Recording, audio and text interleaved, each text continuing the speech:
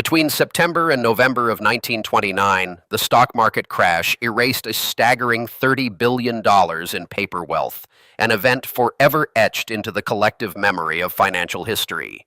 Yet by April of 1930, the market had quietly recovered over 20% of its losses. The general public believed the worst was over.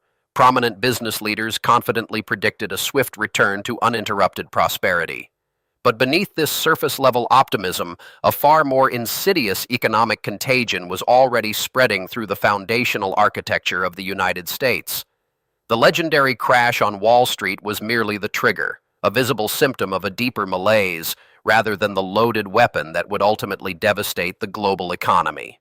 To comprehend the true genesis of the Great Depression, one must look far beyond the frenzied, panic-stricken trading floors of the New York Stock Exchange. The prolonged decade of economic devastation was not the inevitable mechanical result of a singular market correction. Instead, it was meticulously manufactured by a perfect storm of overlooked policy decisions, structural fragilities, and catastrophic miscalculations by the very institutions designed to protect the economy. The systemic failures that amplified a severe recession into a worldwide catastrophe were hidden in the seemingly mundane mechanics of banking regulations, international trade tariffs, and the rigid, unyielding doctrines of central banking. The first invisible fracture lay hidden within the American banking system itself. Unlike other industrialized nations that relied on a consolidated network of a few massive, geographically diversified financial institutions, the United States operated on a highly fragmented network of roughly 25,000 independent, localized unit banks. These local institutions were heavily restricted by state and federal laws from opening branches across state lines. Consequently, their loan portfolios were dangerously concentrated in their immediate geographic areas. If a local agricultural crop failed due to drought, or a dominant regional manufacturing plant closed its doors, the town's single bank absorbed the entirety of the financial shock without any external buffer. This hyper-localized structure created an inherently unstable foundation built upon the principles of fractional reserve banking. In this operational system, banks hold only a very small fraction of their depositors' funds in liquid cash, lending out the vast majority to generate interest revenue. It functions seamlessly and profitably when public confidence remains high. But when whispers of insolvency begin to circulate through a community, the mathematical reality of the system becomes a fatal, inescapable trap. If even a small percentage of depositors demand their physical cash simultaneously, the vault is rapidly depleted, forcing the institution to call in outstanding loans or liquidate assets at steep, panic-driven discounts just to raise immediate capital. In the early 1930s, this theoretical vulnerability materialized into a devastating, cascading reality. As agricultural commodity prices plummeted and rural borrowers defaulted en masse, a wave of isolated regional bank failures triggered widespread, uncontrollable panic. Terrified depositors rushed to withdraw their life savings, sparking contagious bank runs that spread rapidly from town to town. Because there was absolutely no federal deposit insurance at the time to guarantee those funds, a closed bank meant total, irreversible financial ruin for its community. Millions of families watched their hard-earned wealth simply evaporate into the ether, instantly vaporizing local purchasing power and dragging countless Main Street businesses down into bankruptcy alongside them. The institution explicitly created by the government to halt this exact type of financial contagion was the Federal Reserve.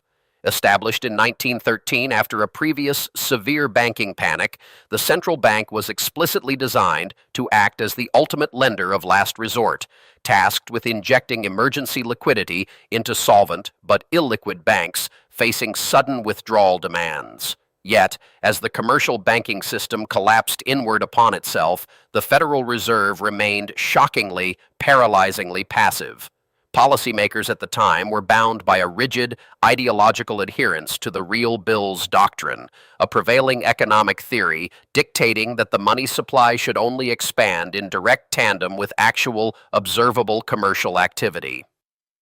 Because commercial activity was rapidly contracting across the nation, central bankers concluded that the shrinking money supply was a natural, healthy purge of the excess speculation that had characterized the previous decade. They interpreted the historically low nominal interest rates as definitive evidence that credit was already abundant and easily accessible. This fundamental misreading of monetary policy dynamics proved utterly fatal. Instead of aggressively flooding the financial system with emergency cash to meet the public's desperate demand for liquidity, the Federal Reserve allowed the total money supply of the United States to contract by an astonishing one-third between 1929 and 1933. This severe, unprecedented monetary contraction unleashed a crippling deflationary spiral upon the domestic economy. As the money supply shrank precipitously, the purchasing power of every remaining dollar artificially increased, causing the prices of everyday goods, services, and commodities to plummet. While falling prices might sound superficially beneficial to the average consumer, in a highly leveraged, debt-dependent economy, systemic deflation is a silent, ruthless killer. It forces desperate businesses to slash wages and lay off workers simply to maintain basic operating margins, which in turn further depresses overall consumer demand. The central bank's ideological inaction had efficiently transformed a localized banking crisis into a nationwide economic paralysis. While the domestic financial architecture was crumbling under its own weight, political leaders in Washington made a fateful, politically motivated decision that would aggressively export the crisis to the rest of the world. In June of 1930, the United States enacted the infamous Smoot-Hawley Tariff Act. Originally conceived as a modest legislative measure to protect American farmers from cheap agricultural imports, the bill was quickly hijacked by corporate special interests and expanded into the highest protective tariff in American history. It imposed punishing, prohibitive duties on over 20,000 imported goods, effectively slamming the door on international commerce. Protectionism operates on the seductive but deeply flawed premise that heavily taxing foreign goods will artificially force domestic consumers to buy local products, thereby saving domestic jobs and industries.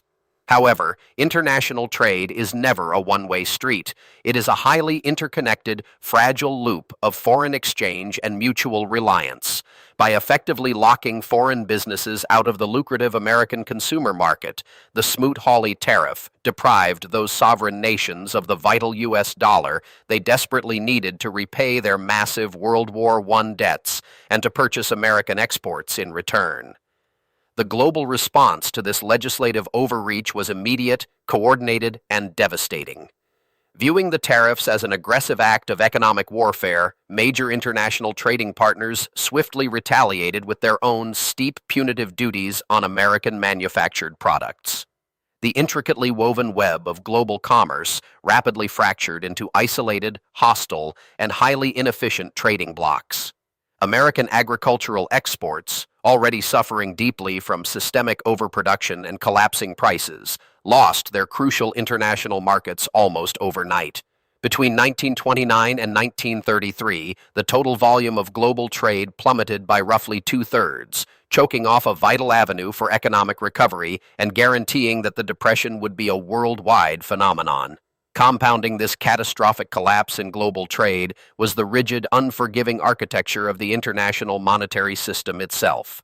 The industrialized world was tightly tethered to the gold standard, a rigid financial framework where paper currency was directly convertible into fixed, physical quantities of gold.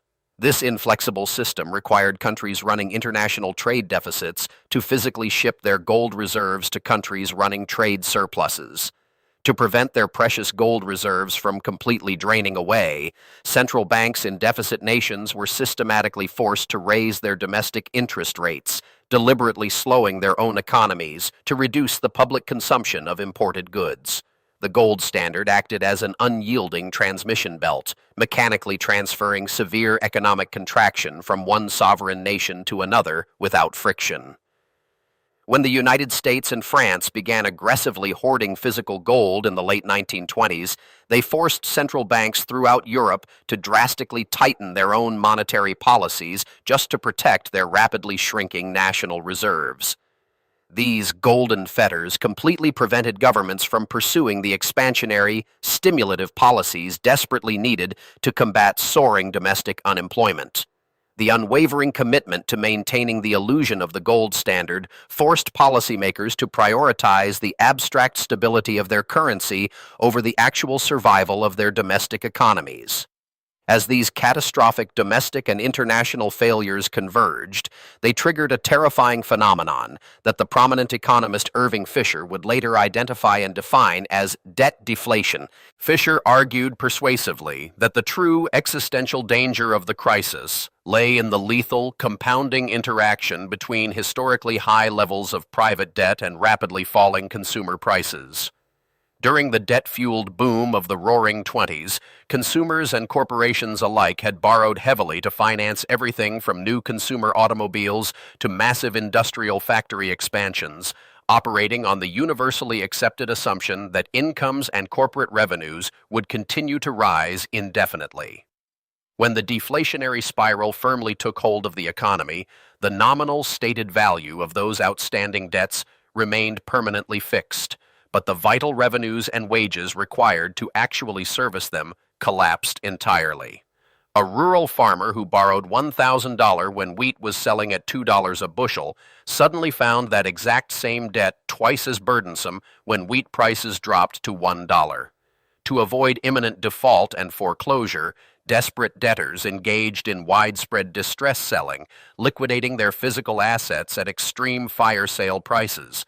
This mass, uncoordinated liquidation only drove market prices down further, paradoxically increasing the real crushing burden of the remaining debt. The mathematical reality became a nightmare.